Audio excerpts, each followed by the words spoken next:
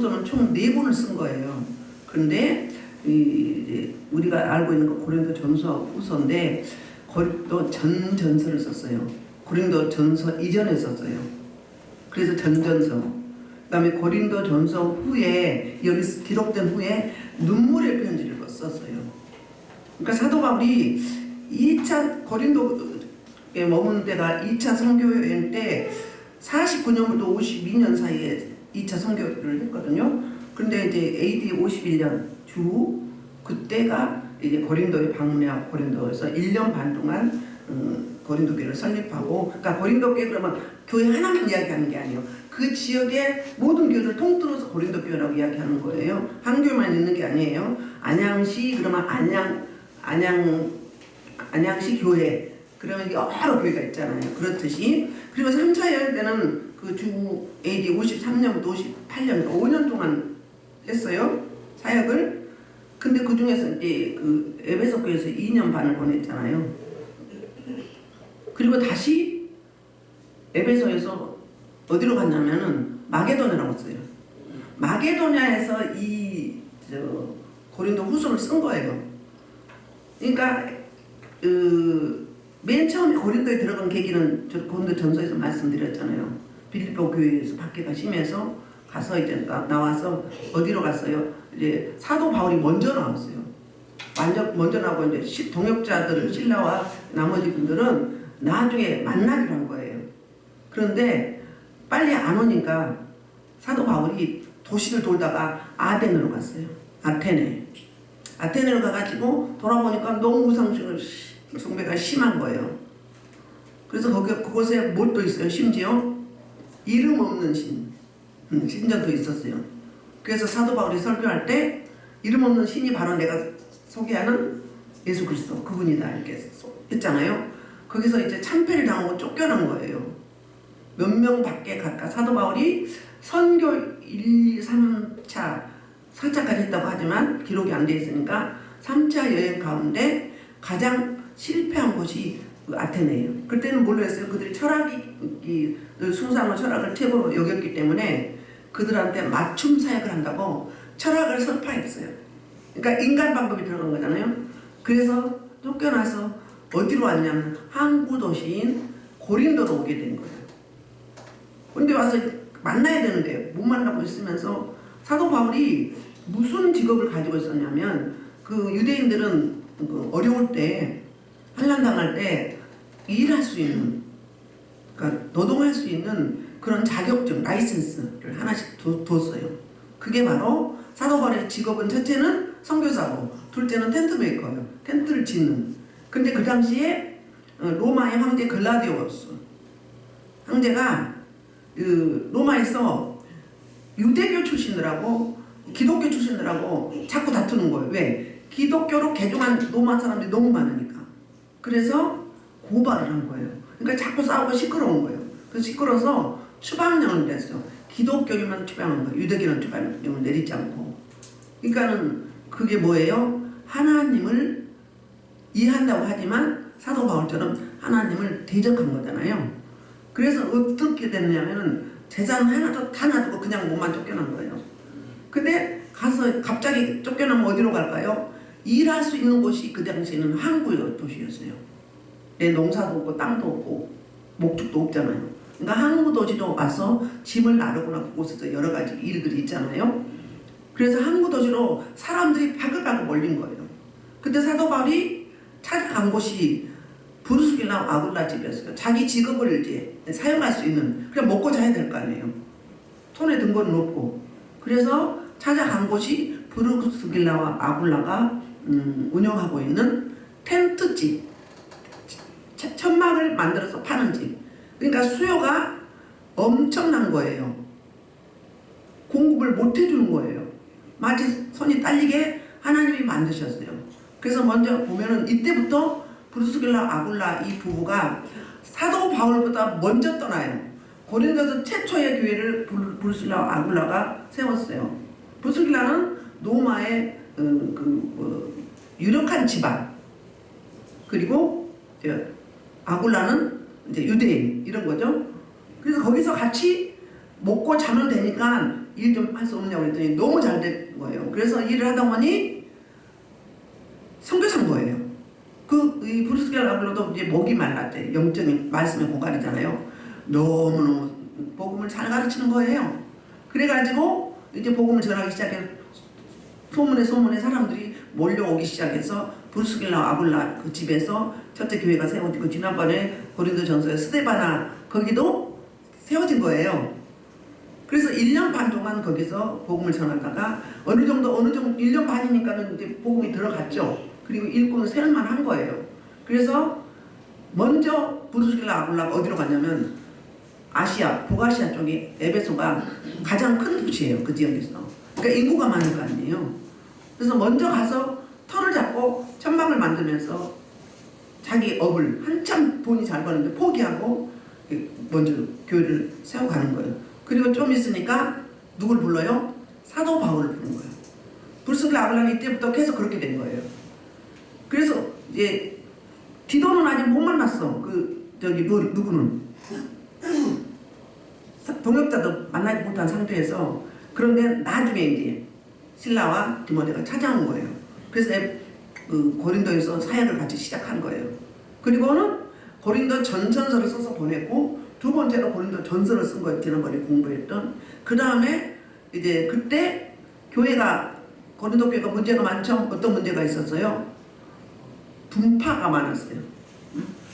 바울파, 아볼로파, 그리스도파, 게바파 이렇게 많았어요. 그래서 바울 사도가 출중하다. 아볼로가 설교도 잘한다. 막 다 자기가 선호하는 사역자를 우선시하고 패를 나누기 시작한 거예요. 그뿐이 아니라 고린도 교회는 문제가 많았잖아요. 무슨 문제? 음행의 문제, 또 문제 남녀의 문제, 또 어떤 문제 있었어요? 음식의 문제, 성찬의 문제, 수많은 문제들이 많이 있었어요. 그래서 그 해결사로 누굴 보내면 디모데를 보내는 거예요. 디모데를 보내니까 사역 잘할 수 있도록 도우라고 고린도전서 아무리 16장에서 이야기하잖아요. 보냈는데 마치 또 누가 왔었냐면 그 와중에 거짓 사도들이 예루살렘 쪽에서 와가지고 사도 바울은 선교사가 아니다. 사도가 아니다. 가짜다. 할례를 받아야 구원이 있다. 율법을 지켜야 구원이 있다. 사도 바울이 세워놓은 교회에 거짓 사도들이 와서 계속 흔들어대는 거예요. 거기에 미혹된 사람들이 또 사도 바울을 반대하는 거예요. 근데 디모데가 가가지고 해결을 못하고 옵니다. 그래서 나중에 그 눈물의 표로 교회의 여러 가지 문제들을 지적하고 강력하게 사도 바울 성격 알죠? 아주 돌발형, 추진형 밀고 나가. 그래서 그런 표현들이 강하게 써서 보낸 거예요. 그러니까 디도가 이제 와야 되는데 안 오는 거예요. 안 와가지고 에베소에서 와야 되는데 못 만나고 에베소에서 어디로 가냐면 에베소도 문제가 많았죠. 박해가 많았잖아요. 그래서 마게도나 간 거예요. 근데 마게도나에서 디도를 만난 거예요. 디도를 만났더니 이제 너무 편지를 강하게 눈물의 편지를 썼기 때문에 걱정하는 거예요. 근데 의외로 하나님이 개입하셔서 그들이 100%는 아니지만 대부분 일부 반대파도 있지만 대부분 사도 바울에 보낸 눈물의 편지를 읽고 회개하고 돌이키고 감사하고 복음을 바로 쏘고 거짓 사도들을 물리치고 이런 일들이 있는 거예요. 그러니까 사도 바울이 너무 기쁜 거예요. 너무 기뻐서 그 답으로 쓴 게 고린도후서예요. 이해가 되시죠? 그래서 오늘 본문에 3절부터 7절까지 2로라는 말이 10번이나 나와요. 그래서 2로의 책이에요. 먼저 2로와 공과 감사에 대해서 이제 이야기를 하는데 1절 볼게요. 하나님의 뜻으로 말미암아 그리스도 예수에서 소속된 바울과 형제 디모데는 고린도에 있는 하나님의 교회요 온 아가야에 있는 모든 성도에게 이랬어요. 그러니까 인사를 먼저 하는 거죠. 근데 뭐부터 시작해요? 사도권부터 이야기하는 거예요. 하나님의 뜻으로 내가 사도다 그 말을 변증하는 거예요. 그리고 우리 고린도후서를 보면 그 1장부터 7장은 변증적인 내용으로 사도 바울의 자신의 행위와 그리고 사도로서의 사역을 설명해요. 1장부터 7장까지. 8장부터 9장은 건면하는 내용이에요. 그 예루살렘 교회에 흉년이 들어서 그 이제 구제하기 위해서 연보의 문제를 다루고 있거든요. 그리고 10장부터 13장은 사도 바울의 사도권을 표현하는데 강력하게 하고 있는 걸 보죠. 그러니까는 사도 바울이 편지를 쓸 때 서신서 중에서 맨 첫 초미에 사도를 이야기하면 그 교회가 뭐였다? 사도권을 부정한 교회다. 부정한 교회는 반드시 이렇게 짚고 넘어갑니다. 그냥 된 게 아니라 하나님이 세우셔서 사도행전 9장에서 담에서부터 떠나서 하나님이 영으로 찾아오셔서 만나죠. 부활하신 주님을. 그래서 그리스도 예수의 사도된 너희가 믿는 그 예수님의 사도된 바울, 그 다음에 디모데, 거린도에 있는 하나님의 교회, 오늘 아가야에 있는, 그러니까 아가야 지역의 수도가 고린도라고 했죠. 그 지역에 있는 모든 교회와 성도들이 너에게 인사한다. 그러면서 2절 하나님 우리 아버지와 주 예수 그리스도로부터 은혜와 평강이 있기를 원하노라. 사도 바울이 인사할 때 보통 은혜와 평강을 이야기해요. 은혜와 평강. 항상 그 이야기를 많이 하거든요. 그러니까 하나님 우리 아버지와 주 예수 그리스도로부터 은혜와 평강이 있기를 원하노라. 은혜와 평강이 누구로부터 온다는 거예요? 하나님 아버지와 예수 그리스도로부터 온다는 거예요. 은혜와 평강은. 그래서 가장 좋은 인사가 샬롬이잖아요. 샬롬 아니면 은혜와 평강, 이게 이 안에 다 함축되어 있는 거거든요.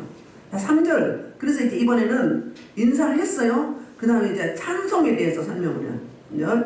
찬송하리로다. 그는 우리 주 예수 그리스도의 하나님이시요 자비의 아버지시요 모든 이로의 하나님이시며. 그래서요. 그러면 찬송하는데 목적어가 없네. 동사는 있는데 그게 왜 그런가 하면 그 히브리어로는 바룩이에요. 원문의 히브리어로는. 그러면 이 바룩은 어떨 때만 쓰느냐면 하나님께만 적용되는 거예요. 그러면 그 나라 사람들은 누구라고 막 목적으로 쓰지 않아도 하나님께 당연히 찬송하는 거 아는 거예요. 근데 사도 바울이 헬라어로 율로게어로 바꿨어요. 율로게어는 천하 만민의 하나님, 이 땅의 모든 백성들의 하나님. 근데 바룩은 뭐예요? 바룩은 바로 뭐냐면 유대인의 하나님, 선민 이스라엘 하나님, 자기 하나님에서 전 천하 만민의 온 세계 인생들의 하나님으로 바꿔서 말하고 있어요. 그리고 이제 그 4절에서는 4절이 3절의 종속절이에요. 종속절인데 찬양해야 되는 이유를 설명하는데 그 1호의 공식 3가지를 설명을 해요. 자, 첫 번째, 우리의 모든 환난 중에서 우리를 위로하사, 환난 중에 위로하신 하나님. 두 번째로는 우리로 하여금 하나님께 받은 위로로, 하나님만 우리에게 진정한 위로를 할 수 있다. 참된 위로는 하나님께로부터 온다, 그 말이에요. 세 번째는 뭐죠? 모든 환난 중에 있는 자들을 능히 위로하게 하시는 이시로다. 아멘. 그러니까 첫 번째 3가지 공식이 이렇게 나와요. 그러니까 환난 중에, 환난은 들립시스예요. 들립시스는 아주 짓눌러 밟다예요. 짓눌러 밟으면 옥합, 뭐요? 반 신발 있죠, 남자들. 옥합바라고 하나요?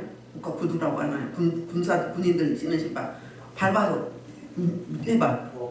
옥합 벗어날 수 있어요, 없어요? 없죠.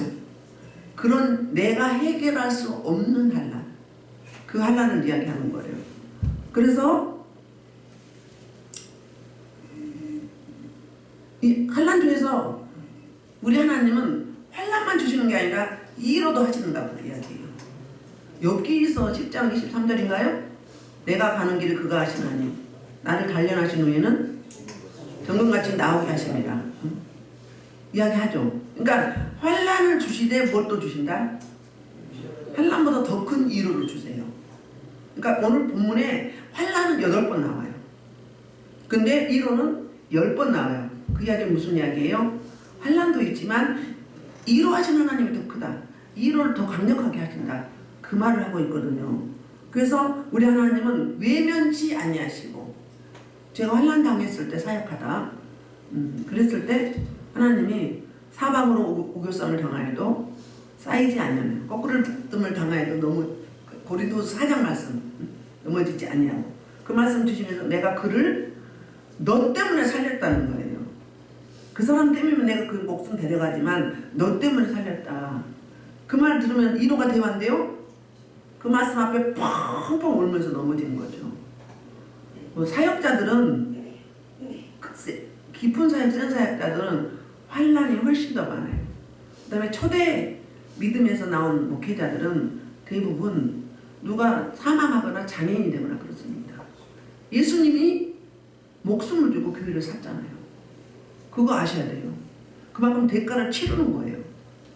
예수님 목숨값으로 우리가 살아났잖아요. 초대 믿음은 그러니까 강력하게 영적 전쟁을 해야 돼요. 적당히 하면 지고 말해도 밥이에요. 우리가 세다고 하죠. 근데 워낙 깊은 사역을 하잖아요. 세잖아요. 안 셀 수밖에 없는 거예요. 근데 원래 초대교회는 다 이렇게 있거든요. 이 운동이 일어나야 돼요. 이 영성 운동이. 말씀과 성령이 같이 가야 돼요. 말씀이 있어서 막 머리는 고 귀는 큰데 몸은 완전히 새꼬챙이야. 그럼 성령의 이끌림을 못 받는 거예요. 두 축이에요, 교회가. 말씀, 성령. 그 성령은 기도를 통해서, 말씀을 통해서도 오지만 기도를 통해서 오는 거예요. 그러니까 말씀, 기도, 말씀, 성령 이렇게 가는 거예요. 그러면 주신 은사들은 드러난다 막 드러나게 돼 있죠. 그런 단계가 오게 됩니다. 그래서 우리 하나님은 환난만 주시는 게 아니라 권한만 주시는 게 아니라 뭐 더 주신다? 이로가 더 강력하다. 환난보다. 그리고 정금같이 쓰신다. 그럼 이렇게 쓰시려면 이런 고통 안 당해봐야 돼요. 이런 일 있잖아요. 우리 내가 질병으로 죽을 뻔했어요. 그래서 나았어. 그럼 아픈 사람의 마음 심정을 알까요? 모를까요? 내가 아픈 것처럼 아프죠. 체울하게 된다고 해요. 예수는 그래서 이 땅에 육신의 옷을 입고 오신 거예요. 나약한 모습으로. 우리 인생들을 체울하기 위해서. 마찬가지로 우리 아이가 어릴 때 사망을 했어요. 그럼 자녀 잃은 부모를 누가 위로하겠어요? 그 겪은 사람이 하는 거예요. 그러니까 다른 말로 하면은 위로를 내가 환난 가운데 위로를 받고 위로 받은 사람이 또 위로를 주는 거예요. 그 말씀이 오늘 4절 말씀이에요. 그러니까 찬양할 수밖에 없다 그 말이에요. 근데 위로하시는데 두 번째는 우리로 하여금 하나님께 받은 위로. 이 말은 무슨 이야기예요? 사람의 위로는요 일시적이에요. 근본적인 위로가 되지 않아요. 욥기서에 보면은 친구들이 욥이 하루아침에 자녀 10명을 잃고 가축이 모든 재산을 다 잃었어요. 그뿐이게요. 욥이 심각한 피부병에 걸려가지고 얼마나 근지럽고 고통스러웠으면 기아로 박박 긁었어요. 부인은 어때요? 하나님을 저주하라고 떠나가 버렸어요. 질렸다고. 근데 친구들이 찾아와서 처음에는 욥의 상태를 보고 울고 할 말을 잃어요. 말을 안 해요. 그럼 좀 가다 보니까 어때요? 자기들이 하나님이 돼가지고 욥을 뭐해요? 인과응보적으로 너희 자녀가 죄가 있으니까 이로 왔다가 상처만 주고 가네. 네가 죄가 있으니까 이런 징계를 받을 만한 죄가 있기 때문에 하나님이 너를 징벌한 거 아니냐? 네 자녀들이 죄를 지었기 때문에 목숨을 걷어간 거 아니냐? 아주 불난 집에 휘발유를 뿌려요.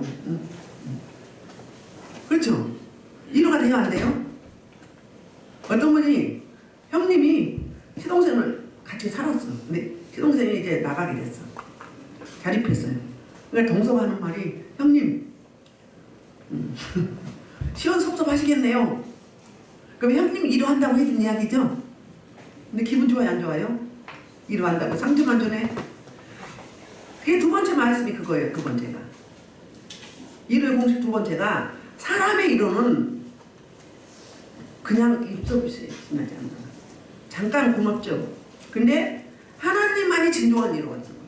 그거 뭐냐면은 이 위로는 내적인 위로가 먼저 돼야 눈에 보이는 외적인 위로가 되는 거예요. 내적으로 그대로 막 고름이 막 차 있는데 겉으로는 막 씻고 막 화장하고 그럼 되냐고요. 이걸 드러내야지. 쓴뿌리 진벌 아까도 드러내야지.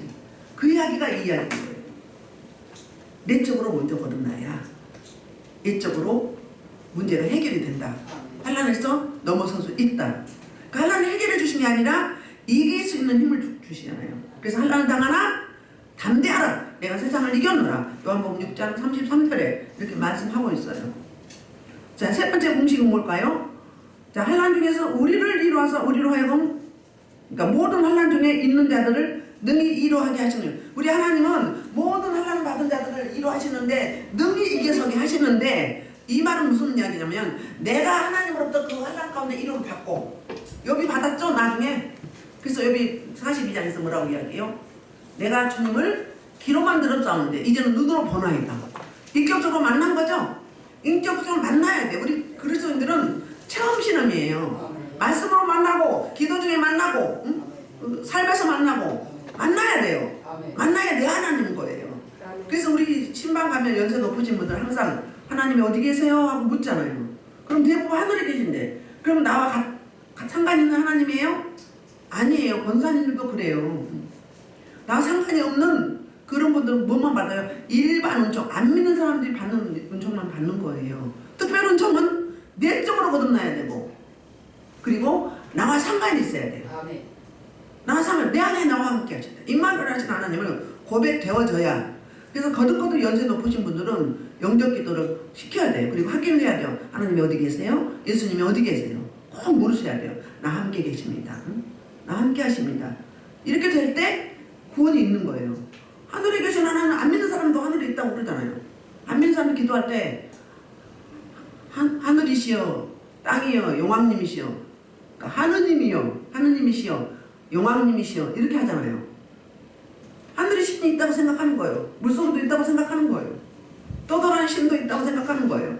그러니까 제사 지낼 때 막 밖에다 떠돌아다니는 귀신 먹으라고, 귀신 불러들이는, 저주를 불러들이는 그런 일들이잖아요. 그런 거거든요. 그러니까 세 번째 공식은 뭐냐면은 내가 이로 받고 그 이로 받은 자가 이로를 해줄 수 있다. 동변상련한다. 그 아픔을 겪어본 사람이 그 사람을 이로할 수 있다. 그러나 하나님의 이로와는 비길 데가 없다. 하나님은 근본적인 이로고 우리는 일시적인, 잠시 잠깐 그런 이로밖에 해줄 수가 없다. 그 말씀을 하고 있습니다. 그래서 우리 하나님을 찬양할 수밖에 없다고 말씀하고 이제 5절부터 뭐라고 이야기하냐면 이제 그리스도의 권한이 우리에게 넘친 것, 그러니까 그리스도의 권한을 이야기해요. 그러니까 3절, 4절은 우리의 권한, 성도의 권한이에요. 5절부터는 5절, 6절 그리스도의 권한. 시작. 그리스도의 권한이 우리에게 넘친 것 같이 우리가 받는 일도 그리스도로 말미암아 넘친다. 자, 넘치고 넘친다고 두 번 반복하죠? 뭐예요? 그 은혜가 넘친다는 거. 그리스도 권한 받으셨죠? 형벌 중에 가장 극형이 뭐죠? 십자가형이에요. 우리 의문점을 갖잖아요. 하나님은 하나님이 모든 거 다 하실 수 있으면서 적당히 죽게 하시지 왜 하필 가장 처참한, 그러니까 사형 집행 중에 가장 고통스러운 게 십자가형이라고 합니다. 그러니까는 그 십자가형을 왜 꼭 겪게 하셨나? 뭘 때문에? 나 때문에. 나를 구원하시기 위해서. 그러니까 이 은혜가 넘친다는 거예요. 우리 하나님은 그 아들 독종자 예수 그리스도를 피 한 방울 물 한 방울 남기지 않고 다 주셨어요. 그 하나님을 이야기하고 있습니다. 그래서 넘치는 그 하나님, 사망의 엄침한 골짜기에 다닐지라도 해를 두려워하지 않을 것은 뭘 때문에? 주께서 나의 지팡이와 막대기로 나를 안위하시고 나와 함께 하십니다. 그리고 마지막에 6절은 뭐라고 하죠? 그래서 그 은혜가 넘쳐서 여호와의 전에 영원히 자니로다. 그러니까 하나님과 계속 연합하리로다. 임마누엘, 동행, 이 이야기를 하고 있잖아요. 그래서 그런 거 넘치는 고백, 그 고백이 바로 이제 5절 말씀입니다. 5절 고린도후서 4장 10절로 11절 한번 보겠습니다. 자, 시작. 우리가 사방 답답한 일 당해 낙심하지 아니하며 박해를 받아도 버림받지 아니하며 거꾸로 뜨를 당하여도 망하지 아니하고. 저는 이 말씀에 꼭 그러셨어요. 환난 가운데 이 말씀에 펑 불었어요. 이게 말씀으로 만나진 거잖아요. 계속 기억돼. 이 말씀 안 잊어버려요. 그리고 이제 6절 볼게요. 우리가 환난 당하는 것도 너희가 이로와 구원을 받게 하려는 것이요 우리가 이로를 받는 것도 너희가 이로를 받게 하려는 것이니 이 이로가 너희 속에 역사하여 우리가 받는 것 같은 고난에도 너희도 견디게 하느니라. 아멘. 자, 그래서 고난을 먼저 설명한 다음에 우리 환난을 이야기했죠. 환난 당하는 것이 뭐라고요? 이로와 구원을, 이로를 통해서 구원을 받게 하려는 거예요. 우리 구원받은 자들이 마음의 가죽을 찢죠. 회개하고 통회하잖아요. 마음의 할례를 하는 거잖아요. 그때 구원이 있는 거예요. 마음의 할례가 안 되면 구원? 글쎄요. 옛사람이 그대로 남아있잖아요. 그대로 남아있어요. 찢어내야 돼요. 우상숭배죄에 쓴뿌리 짐벌 악가독을 찢어가지고 꺼내야 돼요. 버려야 돼요. 그래야 그 안에 우리 주님 오실 수 있어요. 그게 있으면 우리 주님 못 오셔요. 그래서 여러분한테 부르짖으라는 거예요. 통회하고 작업하라는 거예요. 그때 그게 되어지는 거예요. 그래야 뻥 뚫어져요. 그래야 초월할 수 있어요. 그래야 덜 피곤하고 안 아프고 초월해요. 그리고 그런 분들은, 심령이 열어진 분들은 이야기하면서 또 주님과 대화하기도 하고, 여기서 다니면서 천상에서 일어나는 일 보기도 하고 알게 하시기도 하고 같이 하는 거예요. 뒤에도 눈이 달려있어요. 뒤에도 보이고 여기서 기도하면 저쪽이 보여요. 그게 초월한 거예요. 그 단계를. 말을 해도 중심이, 주파수를 주님께 맞추고 하는 거예요. 사역할 때는. 그냥 하는 게 아니에요. 전화할 때도 어때요? 전화하면서 물으면서 하면서 하는 거예요. 어제도 누가 저 기도해서 고맙다고 합격했다고 10년 만에 그 교사 임용고시 합격했다고 너무 감사하고 자랑하고 싶어서 했다. 우리가 기도하면 시간차는 있을 뿐이지 반드시 하나님의 뜻이라면 그대로 됩니다. 그래서 여러분들은 힘을, 자신감을 가져야 돼요. 하나님께 톡 버티고 계시잖아요. 그러니까 뭐라고요? 이 환난을 통해서 구원받게 해줘. 하나님에게서 떨어져 나가지 않게 하시려는 하나님의 의도가 있어요. 하나님의 목적이 있어요. 환난을 주신 목적 거둬주지 않잖아요. 그러니까 사역에 쓴 사람은 더 깊이 그릇을 만들어야, 큰 그릇이니까 더 깊이 여러 가지 환난, 고난, 고통. 그러면 사역 시작하고 나서 딱 담임 목사 돼서 그럼 끝나나요? 아니요. 사역 내려놓을 때까지 계속인 거예요. 단계별로 갈수록 더 심해져요. 그거 아셔야 돼요. 그냥 쉽게 가려고 하지 말아요. 예수님이 그렇게 가셨잖아요. 그거 생각하면 우리 힘든 거, 우리 환난, 고난, 그 예수님의 10,000분의 1이라도 어디 비길 수 있나요? 그거 생각하니까 위로가 되는 거잖아요. 그것만 생각해줘. 그래서 우리가 위로를 받는 것도 너희가 위로를 받게 하려는 것이 뭐냐면, 내가 먼저 위로를 받고 또 환난당하고 고난당한 데들에게 이 위로를 받아봤기 때문에 줄 수 있는 거예요. 먹어봐야 맛을 알지, 그러죠? 먹어봐야 맛을 알지. 사랑 받아본 사람이 사랑을 줄 수 있다고 그러잖아요. 사랑을 안 받아보면 사랑을 줄 줄을 몰라요. 마찬가지예요. 그 반대로 말하면 상처도 마찬가지예요. 내 상처가 있으면 같은 비슷한 성향이 있는 사람이 자꾸 부딪히는 거예요. 관계도 없는데. 역설이에요, 역설. 그러니까 우리는 내가 환난 당하고 하나님께로 위로를 받았어요. 그리고 나서 또 환난 당한 자를 내가 위로 받아봤으니까 위로를 또 줄 수 있는 거예요. 사랑을 받아봤으니 사랑을 줄 수 있는 에너지가 있는 거잖아요. 그런 놀라운 은혜. 그래서 위로받는 것, 위로를 받게 하려는 것. 환난을 주시는 목적, 의도. 그렇다는 거예요. 그래서 이 위로가 너희 속에 역사하는 우리가 받는 것 같은 고난을 너희도 견디게 합니다. 그러니까 위로가 너무 강력하니까 고난과 환난은 더 두려워하지 않고 넘어갈 수 있는 거예요. 어린아이에게 아빠가 탁 뒤에 서 있어. 그러면 저 형아가 막 때리려고 와. 그럼 평소는 막 너무 무섭죠. 그런데 아빠가 계시면 어때요? 오기만 와봐라. 우리 아빠 여기 있어. 우리 하나님 백이 있잖아요. 세상 사람 대통령 백, 장관 백, 대기업의 CEO 백, 소용없어. 하나님한테 비길 수가 없잖아요. 우리는 그 값진 그 은혜를 우리가 갖고 있어요. 고린도서 4장 8절 9절 한번 볼게요. 고린도서 4장 8절 9절 시작. 기록된 바 내가 8절로 9절 제가 읽을게요. 아니 4장 10절로 11절 아까 10절 11절에 들렸는데 위로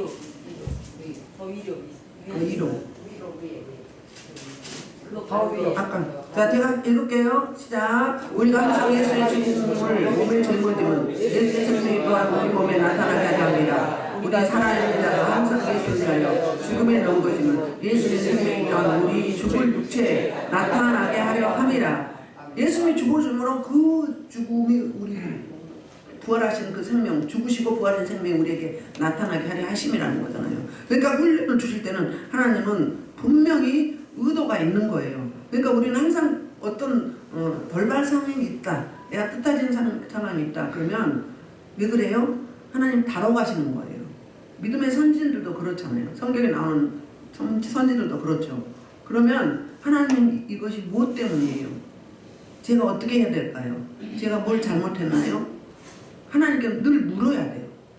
주파수를 늘 주께 맞추면 주님이 무엇 때문에 그런다는 거예요. 단련하셔서 그릇을 키우려면, 사이즈를 키우려면 적당히 돼요? 찢어야 돼. 찢어야 돼. 울고 보고 통곡해야 돼. 그러면 어떻게 해요? 그러면서 확 빠져나가면 그 자리가 이제 영적 지경이 넓어지는 거잖아요. 그래서 영적 사람, 하나님과 소통하는 사람을 만들게 하시려고 하나님의 놀라우신 그 경영 방식이 우리 저와 여러분에게 있는 줄 믿습니다. 그래서 너희 건진다 못 견딘다? 이로가 너무 강해서 한란 고난까지 와 우리 하나님이 가만 안 두셔. 나를 사명이 있으니까 날 넘어뜨리지 않으셔. 반드시 이기하셔. 이런 뭐가 있어야 돼요? 오기가 있어야 돼. 오기.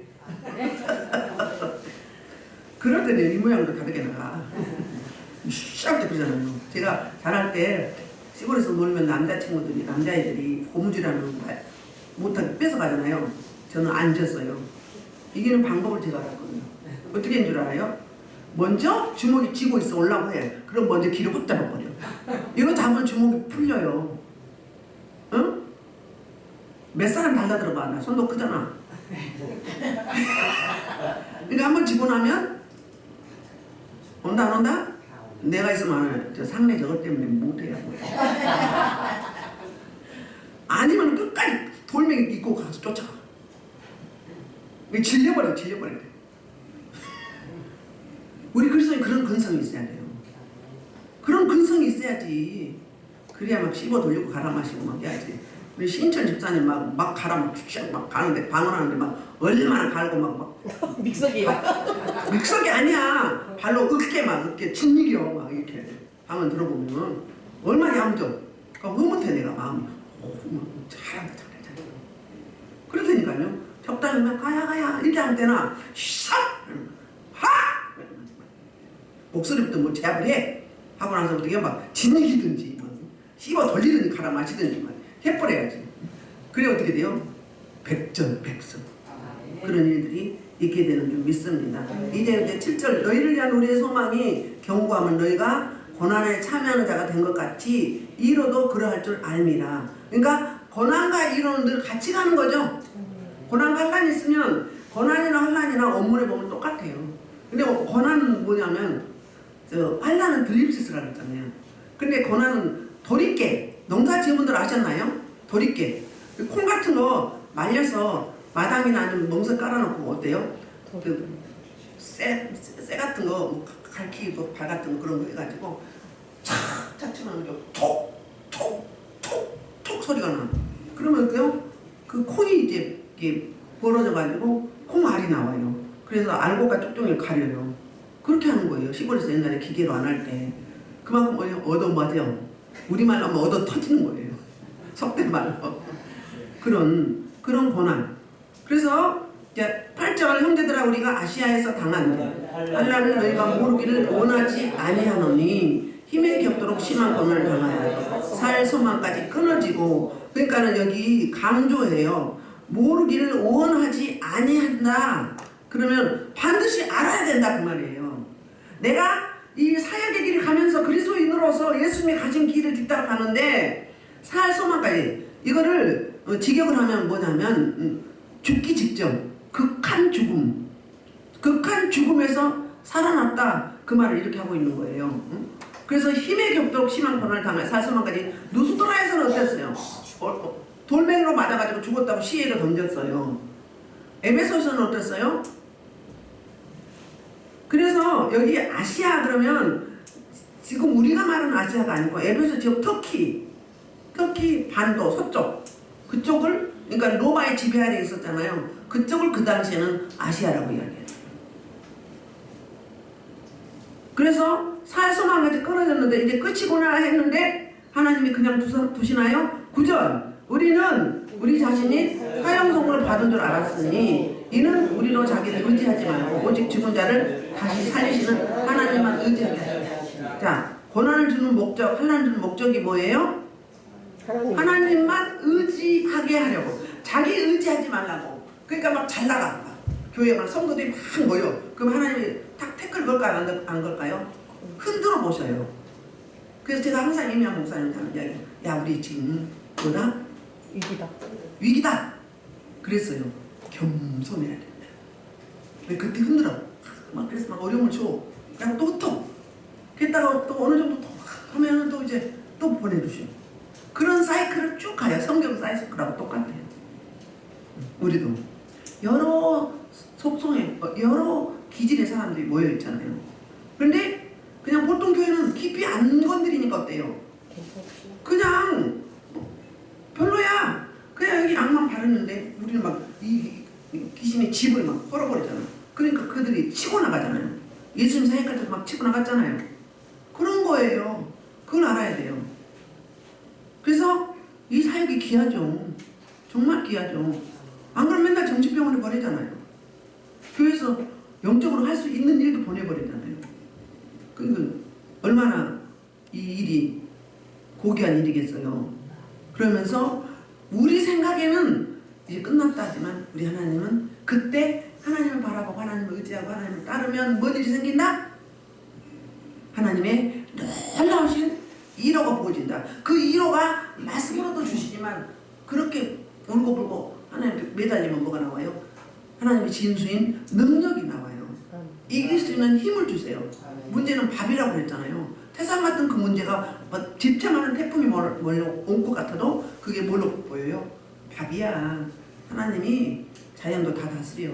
아무것도 아니야. 그런 거예요. 하나님 앞에 가면 상급이 클까요? 적을까요? 평탄하게 쭉 가는 사람은 막 하는 사람하고 상급이 다르죠. 반열이 달라요. 반열이. 그 전에 제가 여기 올려고 하면 제가 한 달 이상 기도하고 하나님 가라 와라 이랬어요. 저는 딱 붙인 줄 알거든요. 왜? 은사를 사용하기 때문에. 근데 그들이 응답한 하나님의 음성을 듣는 자는 그 이야기를 해요. 특별히 하나님 살아가신다. 왜? 기쁜 사역하기 때문에. 상급은 큰 거예요. 그런 차이점이 있습니다. 자, 우리 로마서 4장 17절에 이런 이야기 하고 있어요. 볼게요. 시작.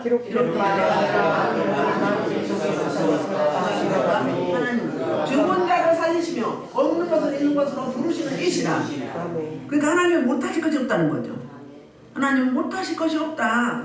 죽은 자를 살리시고 없는 것도 있는 것처럼 부르시며 무에서 유를 창조하시고 천지우주 만물을 창조하시고 우리 인생의 생사화복을 주관하시고 성경 66권의 하나님의 속성 하나님이 하신 일 다 말로 하려면 한참 가야 되겠죠? 그런 은혜.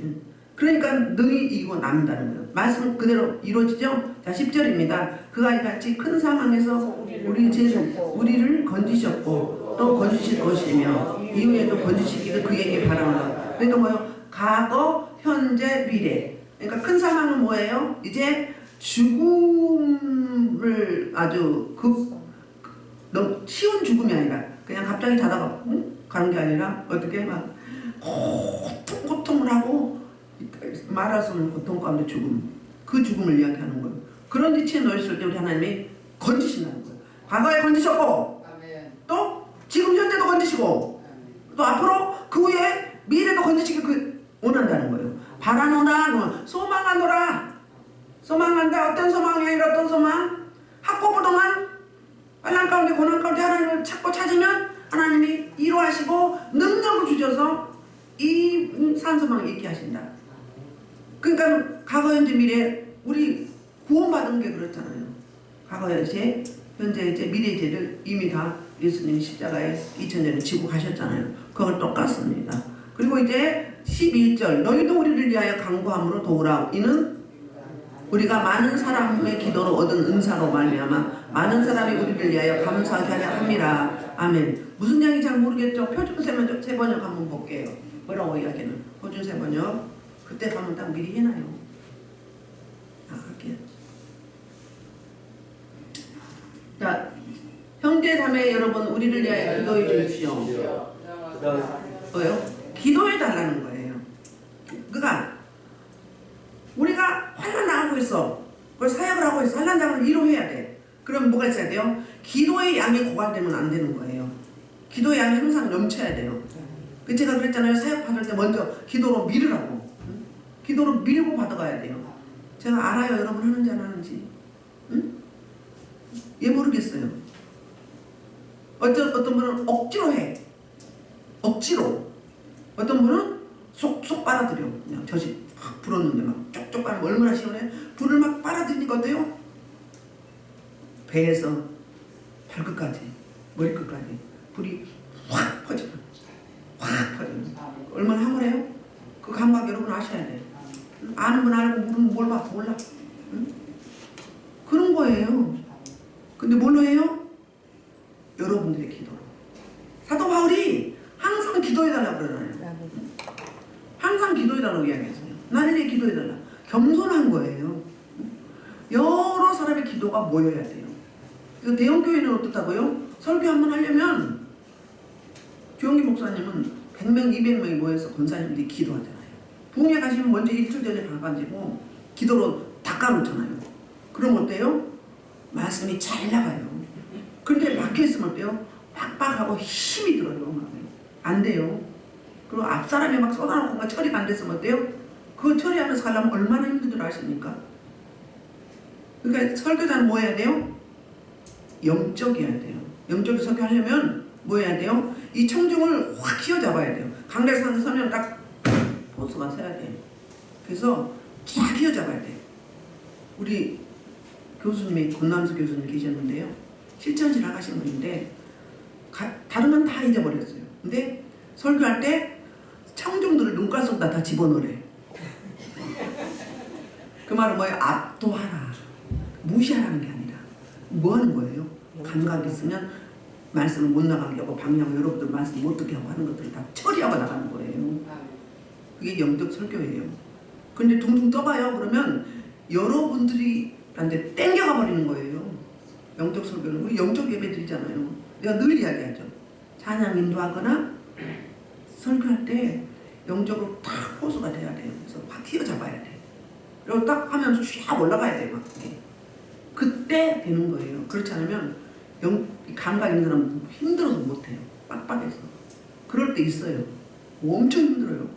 그 막 이런 데가 막 검은 노을 밤에 어두워지잖아요. 그래서 다 끼어있어. 찬양하면서 다 처리하고 나가는 거예요. 그런 원리를 아셔야 돼요. 그러려면 여러분들의 기도가 필요하겠어요. 도구 기도가 필요합니다. 여러분의 도구 기도가 필요합니다. 도구 기도해 주십시오. 기도해 주십시오. 대사도 바울도 이렇게 말씀하고 있잖아요. 그 말 하는 거예요. 그래서 간구함으로 기도로 도우라는 거예요.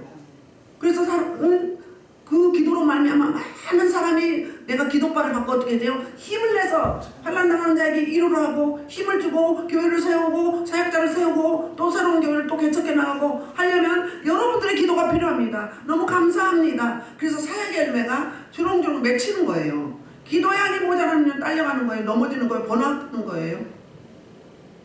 말씀 선포하시는 분들 쉽게 생각하시면 안 돼요.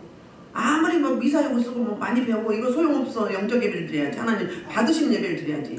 그러려면 영역이 있어야 돼. 강단이 있어야 돼요. 강단.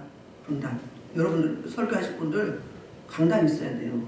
그래서 확 휘어잡고 감각이 있어야 돼. 뭔지도 모르고 막 끌려가 막 그러고 내가 있는 거 막 쏟아. 그럼 어떻게 되겠어요? 어떻게 되겠어요? 그래서 여러분들 설교 맡은 예배위원들 놓고 일주일 전에 나가서 미리서 기도로 밀어야 돼요. 기도할 때 그런 거 기도 안 하고 뭐 기도하겠어요? 그렇죠? 설교자, 대표 기도자, 찬양, 또 애찬, 안내위원, 차량은행 다 기도하셔야 돼요. 그냥 뭉뚱그리지 말고 구체적으로 디테일하게. 그때 그 기도들이 모여서 어느 정도 되면은 이렇게 막 불어나는 거예요. 여러분이 사역이에요. 상급이 쌓이는 거예요. 뭐 바라기만 하고 기도는 안 믿으면 어떻게 되겠어요? 그는 요즘 속된 말로 얌체과 남책과는 우리는 없는 줄 믿습니다. 그래서 이제 말씀을 마무리하면 과거에도 현재에도 앞으로 그 이후 미래에도 우리가 환난과 고난과 고통 가운데 반드시 건져내시고 이로하시는데 그 이로가 10번 그리고 환난은 고난은 8번 이라고 훨씬 크다. 그 하나님 바라고 소망하며 악망하며 나아갈 때 저와 여러분이 그 도시는 그러니까 우리 말로 이런 이야기죠. 이 풍랑 인연하여 속히 빨리 가게 해달라고. 찬양 그 찬양 있죠. 제가 제일 좋아하는 찬양인데 이 풍랑 인연하여 빨리 가게 해달라고. 왜? 이 환난 때문에 기도하다 보니까 가게 되는데 어느 날 딱 서 있네. 됐네. 성숙해야 됐네. 응? 성화됐네. 그게 그 단계로 가게 되는 거거든요.